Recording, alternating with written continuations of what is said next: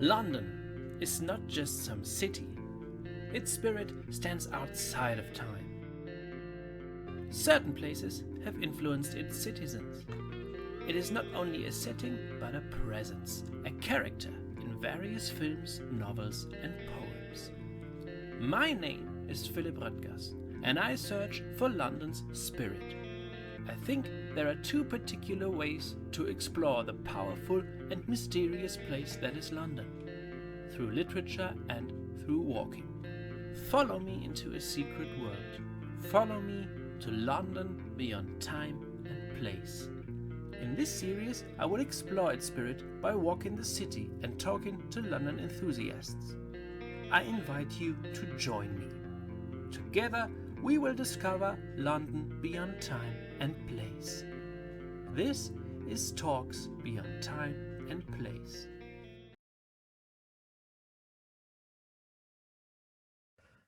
Hello everybody to Talks Beyond Time and Place. My name is Philip Röttgers and my guest today is Tara J Griffin. Welcome, Tara.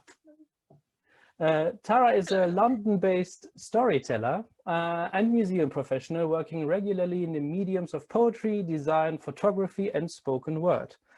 She's also an anthropologist interested in the pub, which I like very much. I think this is a topic we're going to talk about a bit. And she's a very creative mind, and is, in what I saw on the internet and on various social media, I thought that she's very good in the things that she does, be it photography, poetry, or sketches. And so I'm very happy to have you here today. Welcome, Tara. Hi, thanks so much for having me. It's actually a delight to be here. Yes, I'm very happy that you're here. So which pub would we be sitting in now if we had met in person? Depends whereabouts in London do you want to go, really? What's your vibe? Anywhere. I have to say, if you were there's one of my favorite pubs which has recently it went through a bit of a rough patch like most pubs in London, but it's just a back street one. It's called the Pineapple and it's behind Kentish Town. Absolutely amazing. We could definitely go there and have a bit of Thai food and a nice pint. All right. I think I've never been in there, but I think I passed it. So I think I have a rough idea where it is. So yeah, it's on my list it's now. Really, yeah. Okay. Actually, if you love ale, also just by Hampstead Heath, there's a pub called the Southampton Arms. That is a legendary pub. Okay. It only does the local independent places. All right. I'll note them down, and then I'm going to have to visit them. Oh, we will have to visit them once it is possible. Yes. We'll have to go. Yeah, and we will, definitely. So before we come to anything else and to our fondness for London pubs, I want to talk with you about Eros. That was published last week. Tell me a bit about it. So I've been writing a lot, just random bits and pieces, and I never really have anything overarching until suddenly I had this whole kind of trilogy pop into my head, exploring something that I find very easy to write about, which is just love and the different types of love and very liminal moments between people.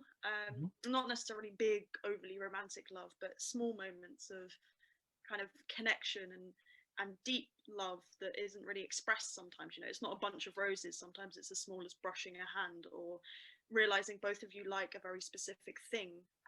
And so I wanted to morph all of them together, and instead of having individual poems that were great on their own, create a story from them and kind of have them so you can read them individually, but they will create a narrative where you follow the person who's the main character kind of through the different types of love. Because there's a great saying, I don't know who said it, someone at some point, but there are sort of three loves in your life. You have your first love, your bad love, and then your best love, and you have to go through that process. And it's a book that kind of explores that through liminal moments or liminal scenes in this person's life and the journey that it goes on. Nice. So part one, came out. I found a wonderful publisher, and so it's really cool. Actually, I've never had anything in print before, so yeah, this is great. And I know the feeling. It's a great feeling when you finally have something in print, printed in your hands. That is really awesome. And unfortunately, I didn't have the chance to read it yet because it came out, as I said, last week and something like that. And but I'm still gonna read it, I promise. And I want to read it, not only because you're my guest, but anyway, Yes. I want to read it definitely. Yeah. So this is the first of three, you said. Yeah, so we've got plans for this one in February, then one in July, and then one in December. Oh, which so is all, yeah, quite nice to have. yeah, yeah. We will have to talk about the other two also. We'll need to have another episode or two more episodes, and then we're going to talk about the rest. Yeah, let's do that. I like the idea. Okay, so as I said, you do so many things. I'm sorry for the mirroring in my glasses, but I can't do it without my glasses because otherwise I wouldn't see you. As I said, you do so many things like photography, writing, designing, and of course, you're also a museum professional. So can you tell me a bit about Tara in the museum, about your career as a museum professional? I fell into it completely by accident, and it was via those other means that I ended up working in a museum. So I became a poet first, sort of around 2014, and I started going out and exploring museums as something to give me kind of different worlds to look at, and thought that was grand, nothing of it. And then I went and did a literature degree. That was great. Forgot about museums completely. And then I got a job working in a charity, and then that kind of became very overwhelming. So I left that. And in the interim period where I was like, what am I going to do with my life, quite frankly? I went onto a website. I fell into photography again, which I used to love doing, and started taking photos. I went onto a website, and they had a position at the Museum of London for creating a kind of interpretation around some new acquisitions. And they were looking for people interested in photography. So I went, I love photography. I'll give it a go. I've got nothing else to do. And that was the start of it. So I ended up in the museum, and I suddenly became aware of all this ethics, all these wonders, all of this internal kind of struggles between different groups and representation, and kind of then started questioning why had I gone to museums as a child and as a teenager and then not been or not felt comfortable returning on my own. Why was that? What was going on there? And then realized that I didn't feel welcome in some museums, and that was part of it. And then wanting to get more people like myself into museums, and more people who are not like myself, who are not represented in museums, even though they form the entire basis of London. Sometimes you can go to a museum in London, there's nothing to do with Londoners. Not contemporary Londoners, or it's a very controlled narrative that's given out, and I'd like to be someone who starts working to kind of change that as much as possible. But that's basically how I got into it, and from that point I did a master's in it, and I fell in love with the subject, with the matters, with the people who work in museums, with everything, and slowly just ended up where I am, and hope to continue on this bizarre journey. Oh, you will. You will. And I like the approach. I really like your approach. And I think, I agree with that in a way. And I think you're right. So I really like the approach that you have to museums. And yeah, that's a great, I'm looking forward to what you do. But tell me a bit about what you've done, what you're going to do. And tell me a bit about what you've done, with which museums you've already worked with, for example. So I started out at the Museum of London just as a kind of volunteer for that Hackney Flowers project. And one of the brilliant people that I worked in this team with, Lisa, she's got it now on the Museum of London website, so you can go and view the film that we put together. But that was an amazing project, because what we did is we had these acquisitions by Stephen Gill, who's a photographer, and he's very location based. He does a lot of work in and around London and about the spaces and places people inhabit. And this was a series about Hackney, and what he'd done with it was wild. He'd gone out into the streets, he'd taken some street photography shots, then he had them printed, and he had them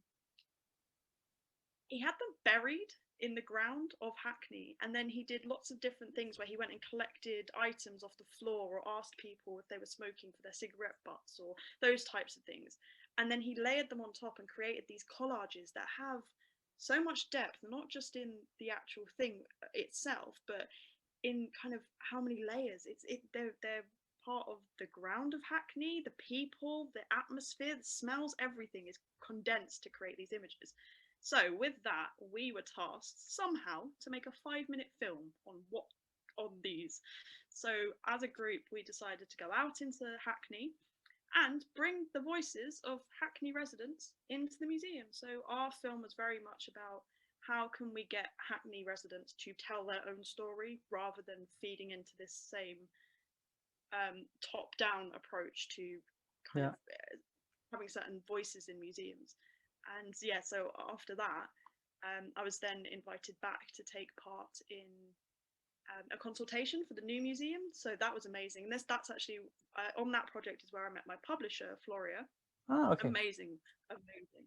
And yeah, so again, everything in my life just seems to weirdly interlink with each other, which is grand. So from that point, I then went to a consultation about how they were going to set up this new museum. That was so interesting, so many interesting other Londoners. It was completely made up of Londoners talking about what they wanted in the museum. Oh, great. And that was thrilling for me because exactly, it's nice to see it kind of being broken apart and saying, what do you want? It's the Museum of London, and they consulted with Londoners about what should be in there, what stories should be told, what stories hadn't previously been told. And yeah, it's just fascinating. And so I hope that series of consultations they did create a new amazing museum, which it should do. Oh yes. But yeah, so I'm very excited for that opening. Yeah. And in terms of other museums, I work at the Museum of Freemasonry currently. Again, Freemasonry is inherently linked to London. Oh yes. So that's how I ended up there. Yeah, went the London pub route into Freemasonry. Ah, yeah. Well, let's talk about Freemasonry. Yeah, that's it for the main ones. In a minute. Sorry. Nothing. I was just thinking about I've done lots of different projects in all sorts of places. Really, I'll do anything if it's got some history involved in it. So yeah, but I like what you just said about the involving Londoners, of course, but also about the approach of the photographer with the connection to space and place, because I think I'm an admirer of this topic of places and spaces and how people are connected to places and how places influence people and vice versa. So this is very much very interesting. And yeah, kind of doing this in collaboration with a museum or doing something like that for a museum, I think this is just a wonderful project. Yeah. It's really amazing, and as I said, it's online, so you can definitely have a look at it. But I just thought you especially with the work you're doing with London Through Time and Place, it's just brilliant. Yeah, I'll have a look. I'm going to put a link anyway into the description. So, but yeah, I'm gonna ask you to send me the link so that I can put it into, if I can't find it myself, which I think I will. But yeah, okay. So yeah, and as far as I'm aware, you are also the winner of the prize for Outstanding Creative Practice in Museum and Gallery Studies, and were awarded for your work on your dissertation project at Kingston University last year. So can you tell us a bit about the project? Yes, so this is my probably crowning glory. I was sat in a Wetherspoons having a pint when the idea struck me for my dissertation. I think that's probably a fairly normal story, but I decided to write on the pub itself, so a little bit different. Essentially what I started doing was looking at pubs and realised that it's something I think we all know as Londoners. Pubs are places of immense social power and action and depth and community, but we just all kind of, it's like there's a perception filter on it. We know it, but we don't ever really stop, think and interrogate it. That's what I wanted to do. So I looked at pubs as heritage sites originally, and that was looking at Wetherspoons who actively go out of their way to acquire buildings who have a history behind it. So in London, if you go to any Wetherspoons, it's probably an old cinema or an old theatre, a listed building, and they'll move into it. So I was intrigued about why they wanted to do this. Surely that's taking on a lot of costs. And that was going to be one route for the dissertation. But as I started investigating them, people started asking me, what do you mean you're doing the pub? And then telling me stories about themselves and about them being in pubs. And slowly my dissertation changed into looking at the pub, but looking at how you kind of categorize it and how do you capture it and put it in a museum. If I was to open a museum of the pub and it just had the building of the pub, which is kind of what Wetherspoons are doing, they're just having the building, they're changing the insides into different things.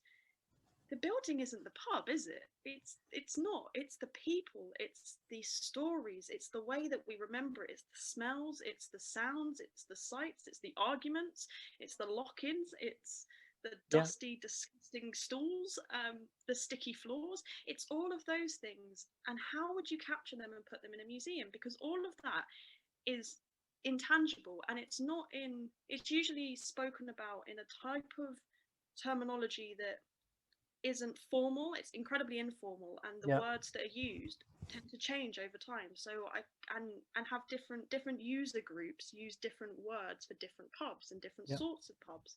So my big overarching thing then was, how the hell am I going to categorize a museum of the pub? Well, I'm going to have to build one. So I created my own museum of the pub.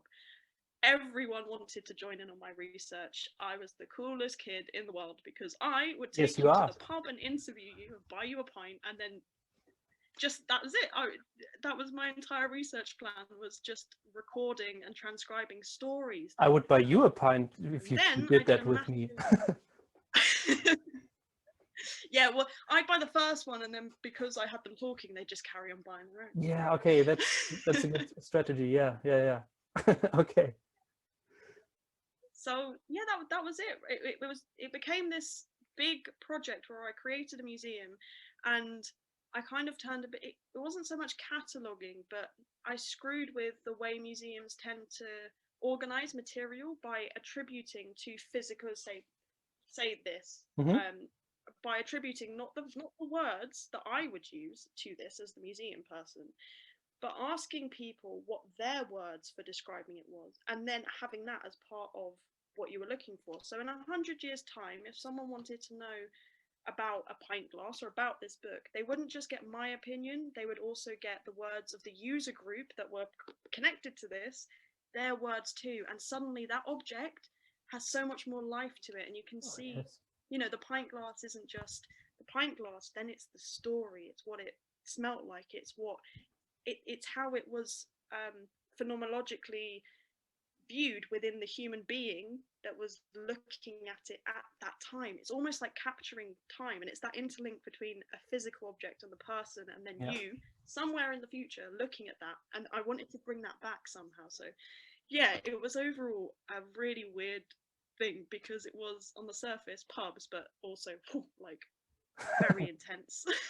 Yes, sure, yeah. Very intense. But the pandemic probably stopped the project, I think.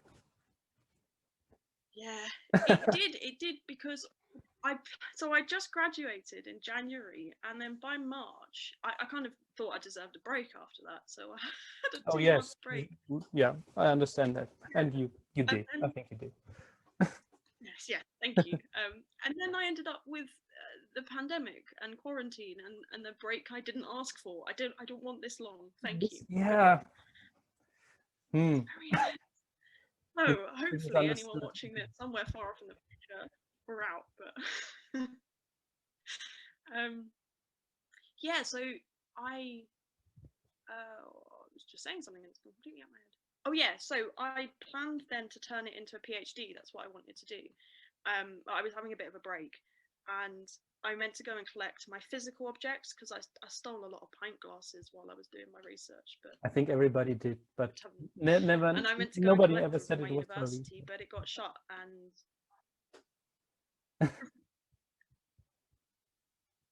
no, and everyone has a pint glass in their house somewhere that is stolen from somewhere. Yeah.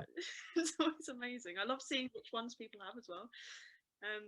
Yeah, so I'm hoping one day to continue it, hopefully soon. But I've just gone back to kind of the online and kind of getting people's stories, and I've been collecting newspaper articles. And one of my favourite things was in England when the lockdown first started. Boris Johnson went on TV, and in the first national address, in the middle of the pandemic, he spent about 2 minutes talking about how the pubs were closed. And that's the only thing people are asking is, when's the Yeah. pub open? I don't understand. If children can go to school, why can't I go to the pub? And it's just incredible, this new change, this new interest in how intensely tied to the pub we are. Like, Yeah. let us back in. Yeah. So interesting. Yeah, it's part of the identity. But yeah, it really comes across in a situation like that. So it's taken for granted, and then suddenly you think, or suddenly there's this reaction where people say, "Well, when can I go to the pub? You can't take that away from me." So that's very strange. Yeah, you never really think about it until you come into a situation like that. You can't, yeah. And I think it goes back into that thing of the pubs being a source of community and connection for people, because I think underlying a lot of it's not really that we're all a bunch of alcoholics. I think it's that we miss that. We miss being able to be in a room like that with people, just casually, like in a giant living room, but with multiple people, rather than just being trapped in our own living room. Yeah, that's definitely it. Definitely. I mean, and yeah, I mean, you're the expert now, but this is it. It has always been important for the people and for the areas, for certain areas. The pubs were always the social hub in a way. Not only as a place of gathering and getting together, but also because of the historic connections. They're kind of historic institutions, almost like churches. I think so. Yeah, and yeah, they're also part of the spirit of a place in a way. And this is again where I come in basically. But now this is the subject where I think, yeah, of course, I and this is why I really like your project. Which pub have you been sitting in when you had the idea? If you don't mind me asking, if you don't want to say it, it's okay. I was sitting in I was sitting in the King's Ton, which is in Kingston, and it's named after the original name of Kingston, the King's Ton. And yeah, it's Wetherspoons. I was sat lounging in an armchair with some of my university friends, and we were all sitting there going, what are we going to write about? We've got a whole dissertation to do. And suddenly, with a pint of Strongbow in my hand, I looked up, and whenever you're in Wetherspoons, they have panels on the wall that tell you about the building. And I thought, oh, wait, this is a museum. And then suddenly, yeah, yeah, okay. But yeah, I mean, you never really think about it until you're in a situation like that, when you realize I'm already in a museum basically. I've never really seen it until now, but yeah, I'm already in a museum. So yeah. So what do you think? I think now, yeah, we're in the pandemic, and we will see when the pubs when it can open up again, and some probably can't open or won't reopen, but then again it's others will open up, and this is the story of London. It always has been. So I don't think it will have that much of an impact in the end, although of course it's a sad thing for the people who now have no work. Yeah, that's one of the worst things, and Wetherspoons really annoyed me with the way they got on with the pandemic. They fired a lot of their staff with absolutely no pay, and didn't even furlough them, which you can do here. So, but there's one of the parts of my research was, and one of the major factors of my anthropology is Tom Harrison, who started the sort of guerrilla anthropology, and he wrote a book called The Pub and the People. Nice. That's the next step after turning a pub into a museum, is writing a pub. Right, a pub into being. That's the dream. Maybe I'll start a literary pub. That's it. Just the new age cafe. Yeah. So, well, which is full circle. Anyway, this Tom Harrison, he wrote The Pub and the People, and this was in 1939, just before the war broke out. And it's fascinating because pubs before, he did this, I think it was 9 months. He had people infiltrate Bolton, and they got to know everyone. They just lived alongside, but every day they'd write down what they'd observed, and a lot of it was focused around the pub and the different groups that used the pubs and the different kind of low key wars that were had between people, kind of group territory. And it's amazing, but it gets to the point where all of them have to leave because the war starts, and after that the pub is never the same again. Yep. And he managed to capture this incredible moment on a precipice that he didn't know what was going to occur afterwards, or that it was even coming. And yet he captured the pub before it irrevocably changed. And I feel like that's where we are. This is going to affect the landscape of pubs and the use and just who controls pubs, because independent people are already finding it difficult, whether they'll be able to continue in the same way that they could before, whether the demands for gentrification is going to become much higher, like top down wise.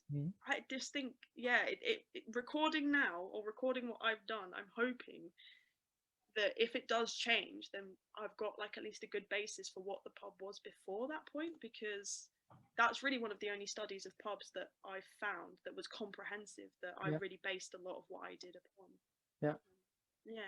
So yeah, I see the parallels, and I see what you mean. So yeah, it's interesting to see from now on, or to experience from now on how it will develop in comparison to what happened during and after the war too. So what's going to happen now? Just interesting to see that. So how can people participate in your Pubology? What can they do? Just send me things. I mean, honestly, anything to do with a pub. If you've longer history or longer stories, then I'm happy to conduct interviews and record that. Even if I compiled a massive bank of words. So even if you've only 1 or 2 words, if you hate the pub and you would like to rant at me about why you hate pubs, that's totally fine too. Oral histories, you can send me recordings of what a pub is to you. I take soundscapes, so if you have a recording on your phone of something from a pub very randomly, they're fine. Videos, Instagram stories, anything to do with the pub. I'm truly just collecting anything and kind of synthesizing it. If you want to get in contact with me about anything to do with the pub, you can catch me on LinkedIn under my name, Tara J Griffin, or on my website as well. You can just get through to me there, or on Instagram. I'm gonna put it all. No, my Instagram name is Tara the Curator. Yes, I'm gonna put it all into the description so people can find you and share their stories with you. So you had if you have a story about a pub, photos, stolen pint glasses, or anything like that, or just want to tell her what the pub means, then please get in touch with Tara and become part of her project. What was the weirdest story that you've heard up to now? Is there something like the weirdest story or anything like that? Ooh. If there's not, it's no.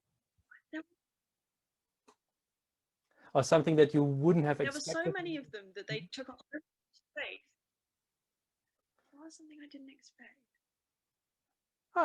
There was it wasn't a weird story, but I thought it was incredibly beautiful. I had a story from someone whose father didn't speak English, and he was an immigrant, and he came to I can't remember where. I think it might have been Southeast London. And he used to go, even though he couldn't speak English, to the pub. And he didn't drink, he was a Muslim. But he would go to sit and just to be and just to soak in the world, really. And I thought that was brilliant. And then all the stories of people going to pubs that didn't drink told me that there is a reason for that. It's not so then the pub isn't connected to alcohol, is it? What is it connected to? And that was one of my favorite stories. And I just had absolutely huge stories that spanned really long soundscapes of listening to my granddad talk and wind other people up in the pub. That was amazing. He's proper Irish, and he would just talk. I had this soundscape where it was me, my mother, and my grandfather, and someone came over to us. We're fairly good friends with them, old family friends. They came over, and I've got the sound recording on the side, but no one quite knows that I'm recording it. And they're chatting away and everything. And as soon as she left, my granddad went, "That's an awful coat, that is," and then started talking about how terrible this woman's coat was. And then she was like, "Ah, but she looks grand, the rest of her's fine." And it just made me laugh that I'd recorded him just insulting this woman, even though they get on. But that's just the Irish way, I suppose. You always Yeah. talk about someone as soon as they've walked away. But That made me laugh quite. but yeah, so you started the project quite early when you recorded it back then already. So yeah. But that's one of the things I think I realised. I opened my cupboards and realised I had about 14 pint glasses. So when did I really start collecting the pub? Did the pub start collecting me? I don't really know. Yeah, probably. Yeah, and I think, yeah, as you said, it's really interesting for like the story with the Muslim guy in Southeast London or wherever it was. I mean, where else would you go to get to know the society you're living in and get to know the people of the area? I mean, it's just the natural place to go, even if you don't drink. But yeah, it's so natural to people that you don't think about it, at least up until someone tells you this story, and you think, yeah, of course. Where else would you go? Yeah.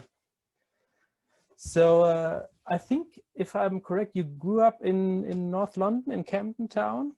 Am I correct? Did I get that right? Yeah. So and you also cite London as one of your biggest influences and inspirations. So how far has London shaped you and shaped your career? If it did, maybe I'm completely wrong. I don't think there's anything that could have more of an impact in my life aside from my mother. It's just everywhere to me. I felt intensely connected to this city ever since I was a child. Yeah, I don't know what it is. It's so alive. I walk the streets and I can feel it. It's like walking alongside ghosts, and the way that it's built and the way that it just, there's so much all layered on top of each other, and it's just vibrant, but in a very actual vibrating kind of way. Yes, It's I absolutely glorious. agree. Yeah.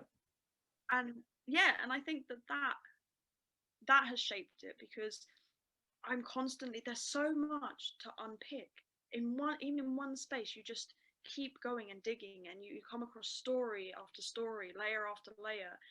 But one of the issues with that is that as each layer builds up, things are forgotten and things aren't seen. And even within the contemporary, there's a lot of London that isn't, a lot of Londoners that aren't represented, or are still marginalized, or are still not part of kind of the actual growth of the image of London as certain groups are trying to push it. So there's just so much going on, and that influences my museum career, wanting to make sure that, you know, the things that build a nation are actually there, visible, and should be, and the things that are hidden are discussed and expressed. And then within my own writing, I'm constantly trying to, I think that's where a lot of my source of love poetry comes from as well, in imagining the moments that have happened within these streets, or that I feel this intense love for it just pours out into these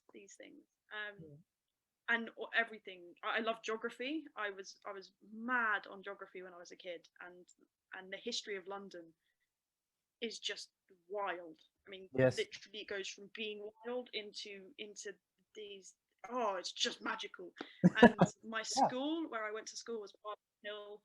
That was on the base of Parliament Hill, and learning about that history, just, I looked out the window and there's a mound that was left there by prehistoric waters. What? That's so cool. It's just endless. There's so much to be inspired by. Yeah. So yeah, that's definitely my biggest thing. And yeah, my experiences growing up in Camden, I grew up mostly, my mum worked in the pub that I talk about quite a lot, the Cock Tavern, years ago. And so I grew up in all of the pubs around Euston. A lot of them are gone now, and that was part of what fed my dissertation, kind of, because I was looking and seeing that these places that I had intense feelings about had gone. And where was I going to find that again, or find my intense reaction to it catalogued or put somewhere for other people to, or like did my feelings for that, are they my own? Does everyone feel this way about pubs, about spaces like that? And when they're gone, other people are sad.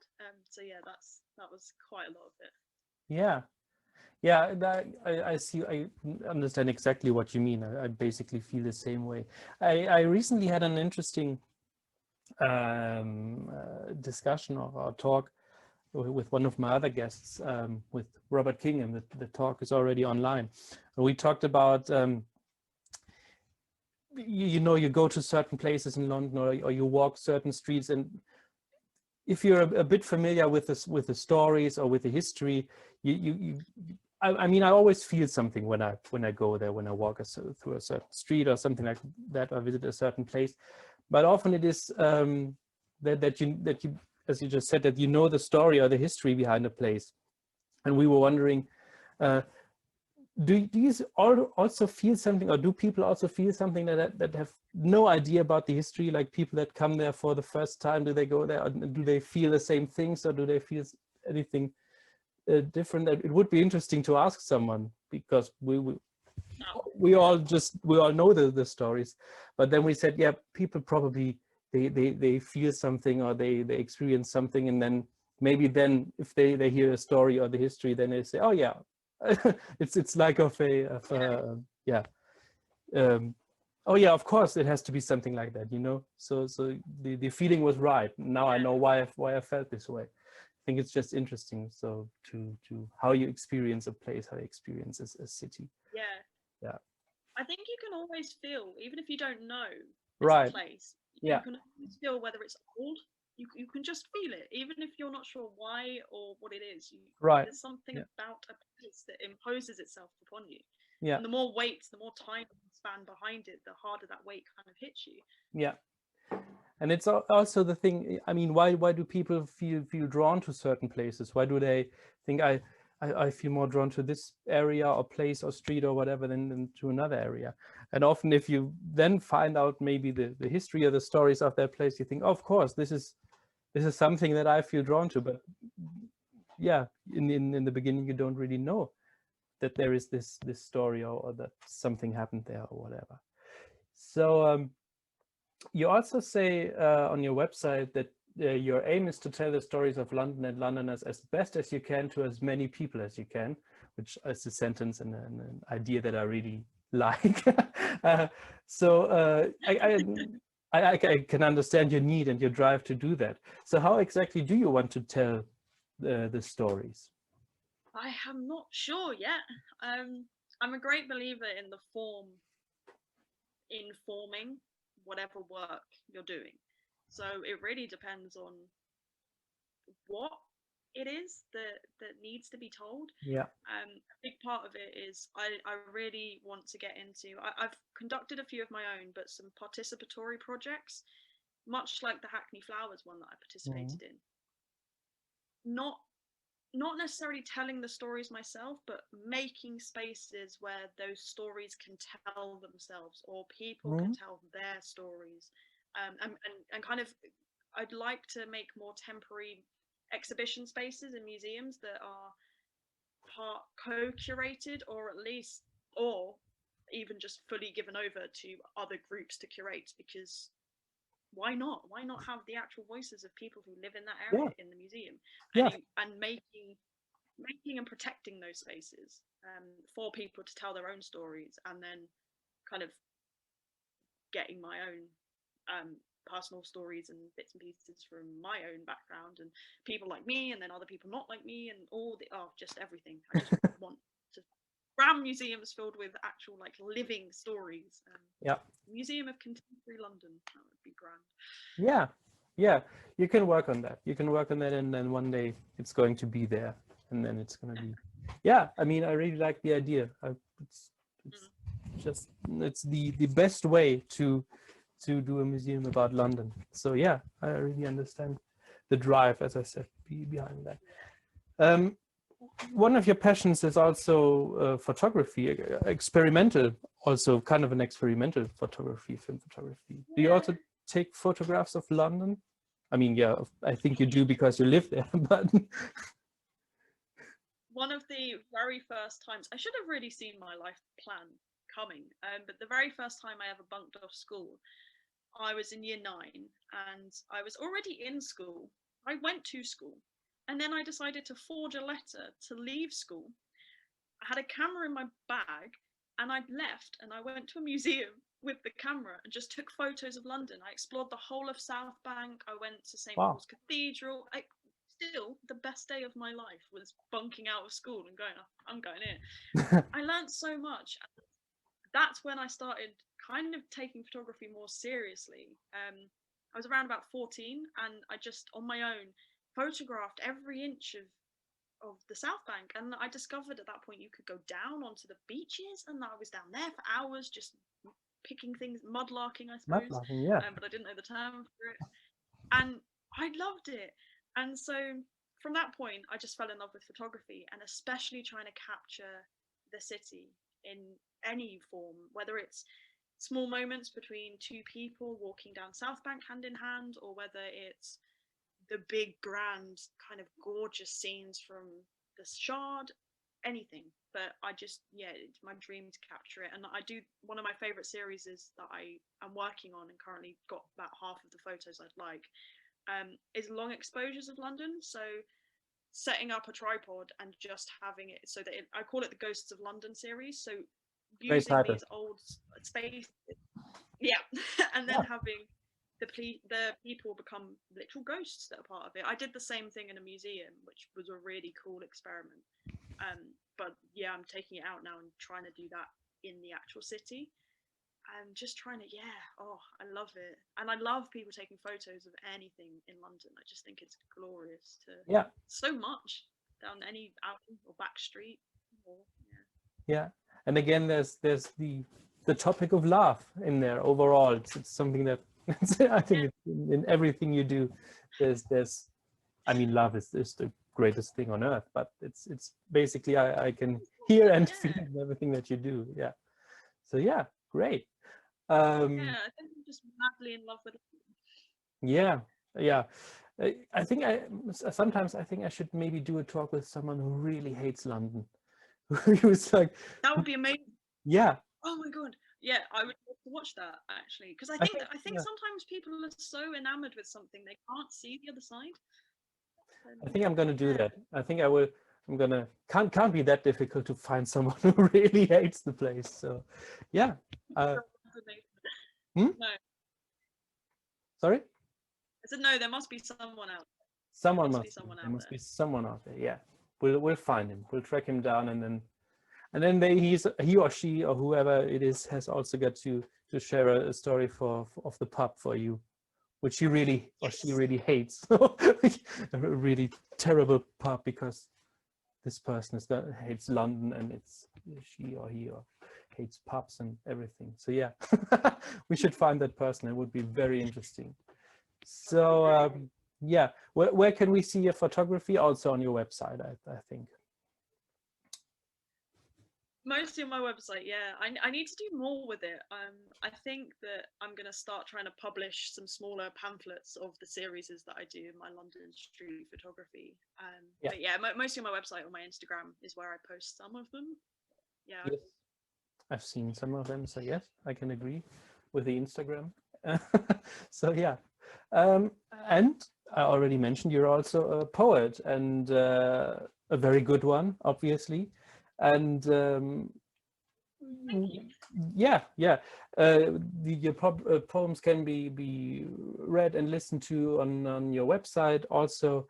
And so you're working on an anthology or two, or was Eros one of them, one of the anthologies? Eros is, I'm working on Eros at the moment, so that's mostly done now. So those three together will be 3 little chapbooks, and I'm currently working on a anthology with a very good friend of mine called Thomas McDermott, who's an amazing artist, and me and him have a love for pigeons. Yes. because they are literally little tiny Londoners who are so cute, and often kind of kicked to the gutter. So And that's so the Pigeon we're Project, working on right? a collection. Pardon? That's the Pigeon Project, right? Wasn't it something like that? Yes, Yes. that's the Pigeon Project. Yeah. Okay. Yes. So it's They're Londoners also. tiny Londoners. And then I'm also working on. So I've written every day for the whole of January and for the whole of February so far, a poem every day in some kind of weird torture to myself, but I've enjoyed what I've come up with so far. And I'm hoping to kind of look back at the end of these 2 months, sculpt the ones that are the best that people really enjoyed. So again, it's kind of participatory, because the Yes. ones that people seem to really like, I'm gonna try and work them back together. I've also been painting and drawing. You can see that and that bits behind me. So trying to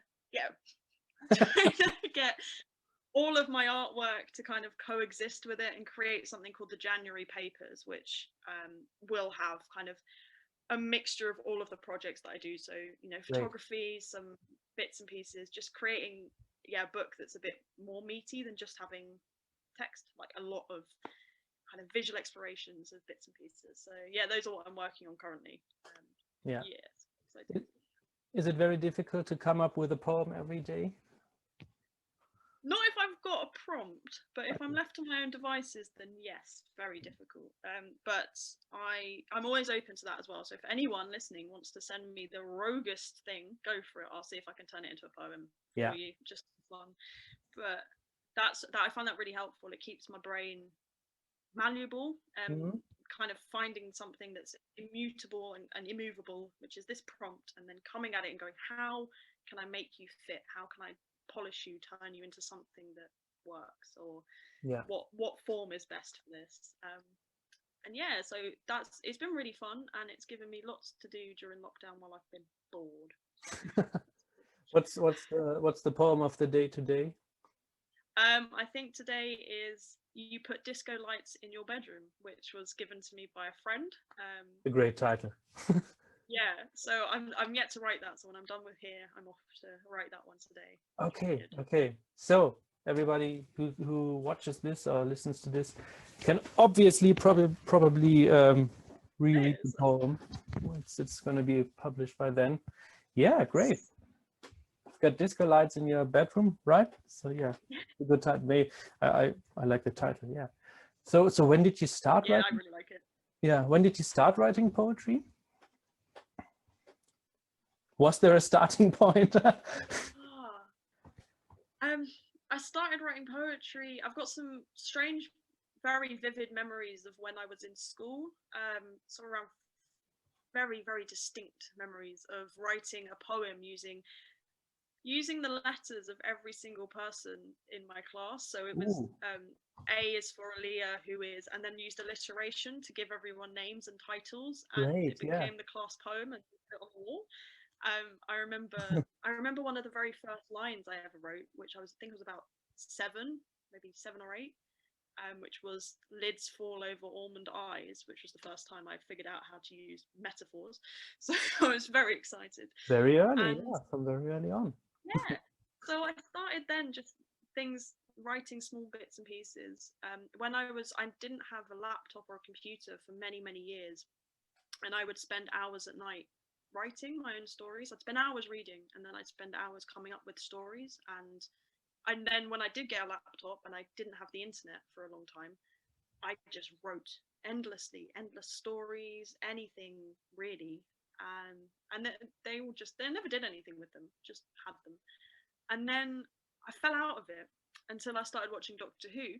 Oh yeah. And at that point, I started writing poems about the Doctor and his companions and imagining other worlds. And I think it opened up for me the idea that I didn't just have to write about here or about Earth. I could make really far-fetched stories and set things really far away. So yeah, and then from that point, I had a bit of a break for a while, and then came back to writing poetry when I was in sixth form.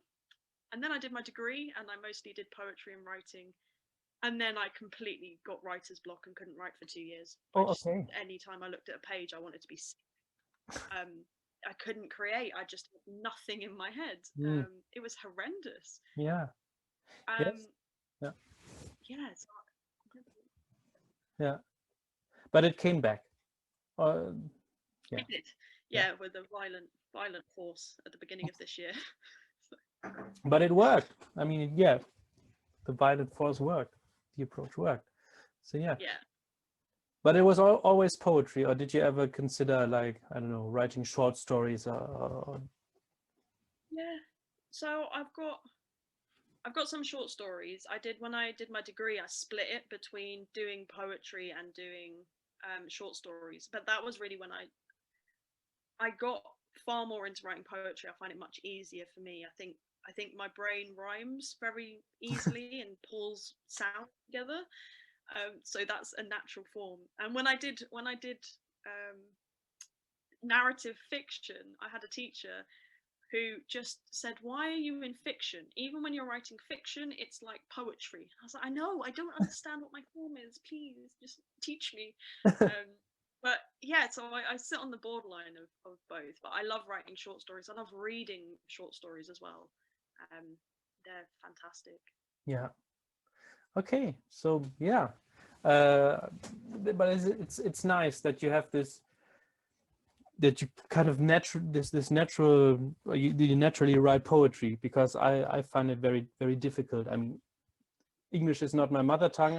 I'm from Germany originally, and so, but even in German, I never really cared for poetry. I'm more of a, if I write, I'm more of a story writer. So yeah, I really admire that. If you have, you can rhyme in your head already, and then you've got this, yeah, you can naturally write poetry. I really like that. Yeah. I have that from the other side, because I see people writing longer forms of fiction, and I go, "How do you do that? Yeah. How do you maintain the ability to hold so many threads and keep them tight and together, and have the patience and the kind of, yeah, I think the character of someone who can write prose is much stronger than a character who can write poetry, because we are just attention spans like this. I don't know. Nah, I wouldn't say that. But it's just they're different. They're different. Let's put it like that. Yeah. I think you have also appeared in some publications with poems and with your poetry also, and yeah, like for A example. few small ones. Yeah. So I've been featured in a few small. I love micro presses and small publishers. Me too. I really gravitate towards them. So there's Dissonance magazine, which was started by Katrine Sovag, who was on my course at university.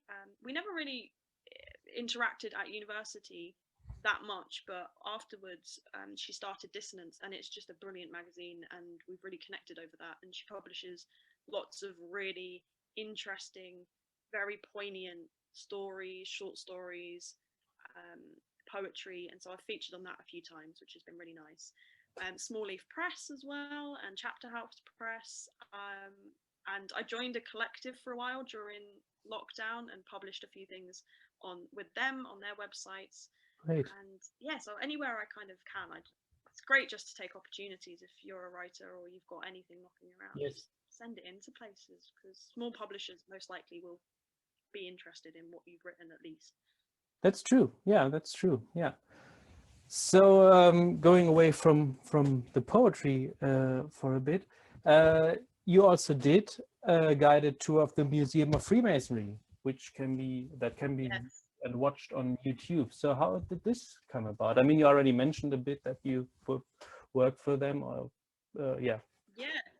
So I work at the Museum of Freemasonry as a visitor assistant and tour guide. So when we were open to the public, I started out as a Saturday tour staff member, would help out just doing visitor stuff and then guiding the public tours around the building. each one was about an hour long, and we just kind of tell the amazing history of that building, how beautiful it is, show you kind of the Art Deco brilliance of it, and explain what Freemasonry is, because a lot of people don't know. They come with preconceived ideas, or they might have a relative and be wondering what this relative used to do. So it's a great, really engaging place to work. And yeah, I used to do the tours, and then I successfully got a full-time position. Oh yeah. And just as I got the full-time position, we went into lockdown. So I came back to a job that had changed pretty much completely, because we could no longer take people around. We couldn't have the numbers that we used to have. There's so many, the landscape of museums and working in them completely changed. It became scary on some fronts, but I have to say the Museum of Freemasonry was really good at kind of creating an atmosphere that was at one point quite strict, to say, you know, we do have these things in place, you will have to sanitize your hands before you come in, you're going to have to stay this much apart from each other, but also still remained engaging and had a front of house position that was quite strong, and really looked after people who were coming in. But it meant that I couldn't do tours anymore, and that was sad. And so what occurred was that the United Grand Lodge of England and the Museum of Freemasonry, they decided that a virtual tour would be a great thing to do, because I think a lot of museums, a lot of places are doing things more online now. So why not join in with that and take part in it? So I heard, upon coming back from the museum, I was asked if I could come back a couple of days before, and if I would present a guided tour around the building to go up on the website. And I thought, God, please not me, I can't speak at all, please don't put me in front of a camera. Oh, it's brilliant. But it was decided it was decided that I was the kind of person for it. So I thought, okay, well, I'll give it a go. How bad can it go? And it went really well. I came up with the script for it. It was based on what we'd kind of learned already, but I edited, kind of, you know, condensed it a lot more, because I had to get an hour's worth of information down into 10 minutes. Really. Yeah. And yeah, just picking out the stories that I thought would translate best on camera and what I could show you. I genuinely approached it with the idea of, if you were there and I was just holding this up and showing you what's going to sing, what's going to show off, what's going to be nice, what's going to give you kind of an experience, because that's why you go to museums, is to have an experience, not to kind of, to hear facts, but there's something more to it. So try to get that into it. And yeah, it was really great fun, and I'm so glad with the response to it, because it's nice. I love that building so much. It's stunning. I love working there, and it's nice to have to maintain that connection with it through that video, and know that people are still engaging with the space that I am so enamored with, and that's really nice. Yeah. I understand what you mean. I've been there once or twice, and I did a tour once also. So yeah, I when I saw the video, I also thought, oh yeah, I wish I could go there now, but this is a good summing up of it. And I was surprised when I was there because I didn't have any prejudices or anything like that, but I was really surprised in how open everything was, what the guy told us, where that they led us into the grand hall. I forgot the name, sorry. But and maybe, or probably, that everything was explained, and there were no, I had the feeling that they told everything that one wanted to know. There was nothing hidden or nothing secret, but that's just the from the visitor's point of view. But yeah, I was really surprised by that, because I really liked that, and I thought, oh, this is more open than people think, maybe, than people expect it to be. Yeah. And I wanted to say you're really great on camera. Yeah, I think it is. And listen and see. Yeah. Thank you. So yeah. That's nice. It's nice that it is open, and that really, there's people come in with some ideas sometimes, and it's like, no, here's everything. We're literally telling you.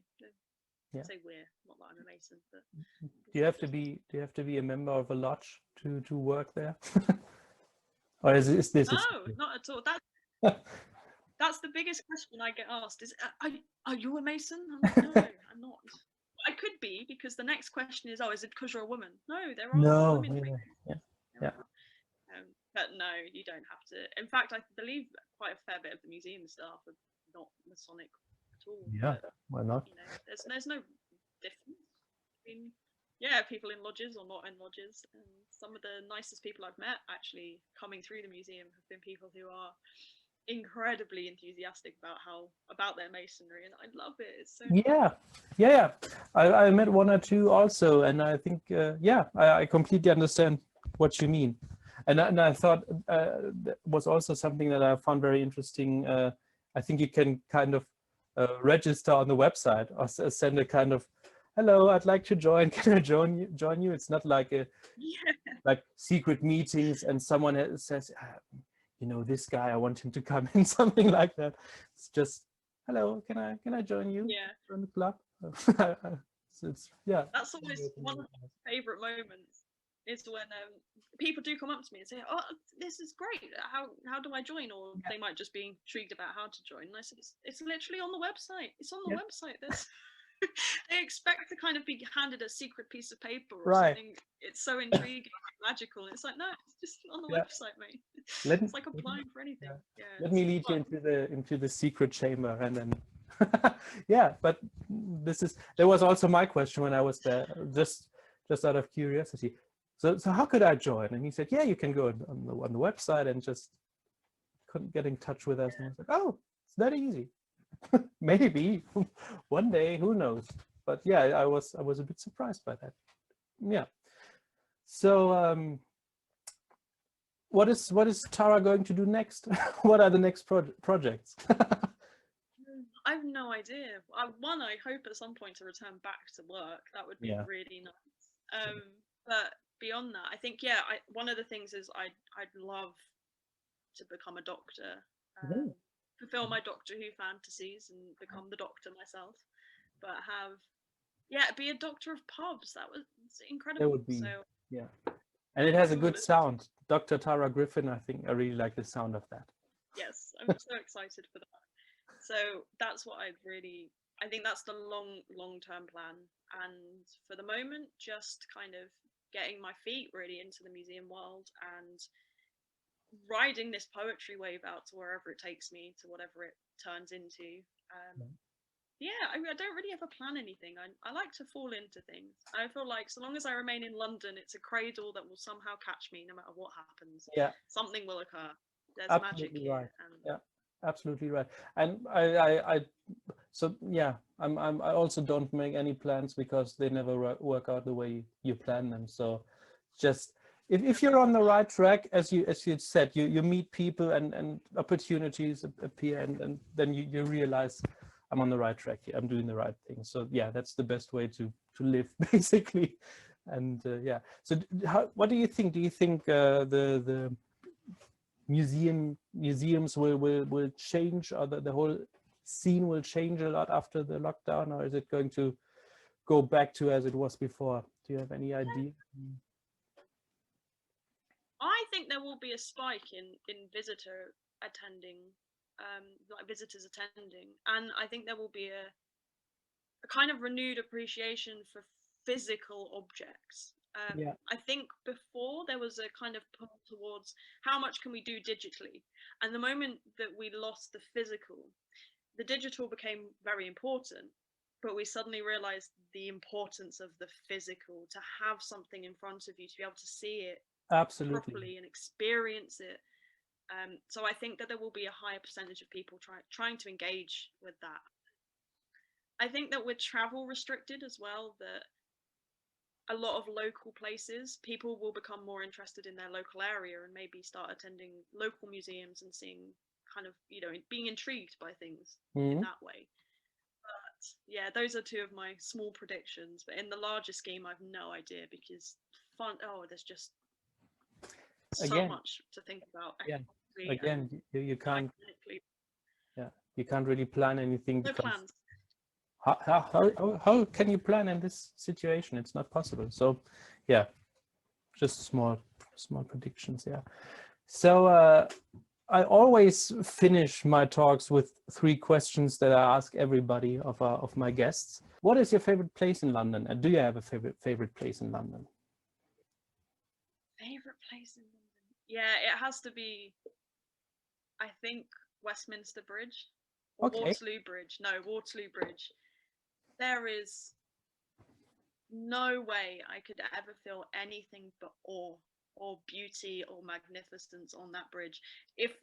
On the saddest day of my life, I know that if I went to that bridge and looked down towards looked out on either side, but mostly down towards where the Gherkin is and St. Paul's, I just know that it would feel like everything in me had just washed away. It's just so that the hot. For me, it's a place where when you look out, you see the whole of London through time, and it's just that's my pinpoint place in London that's just ineffable. The feeling I get is ineffable, and I cannot put it into words, but there is my favorite place in London. You don't have to put it into words. I think I understand what you mean. Yeah, that was a good answer. It was a really good answer, and it's the second bridge this week already. The other one was Blackfriars, but that was for a personal reason because my guest proposed to his future wife there almost 25 years ago. So I also understood very much why this was his favorite place. Yeah. So, but another bridge, great. I'm collecting all these favorite places, and then one day I'm gonna put out a list with all the places mentioned and which one has to have the most vote.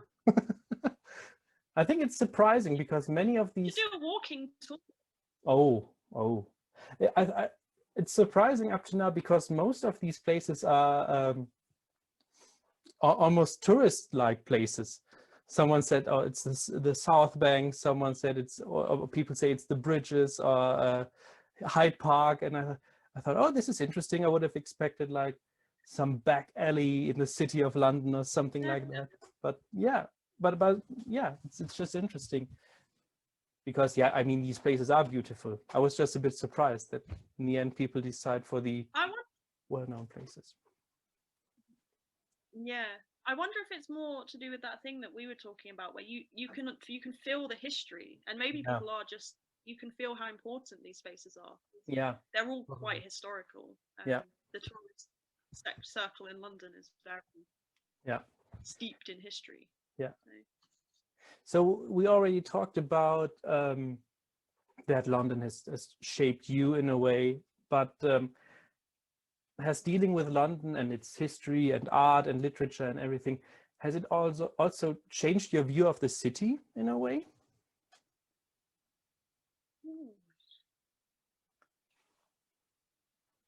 If you can't answer it, you don't have to. I don't know. I think I've always loved the dirty bits of London.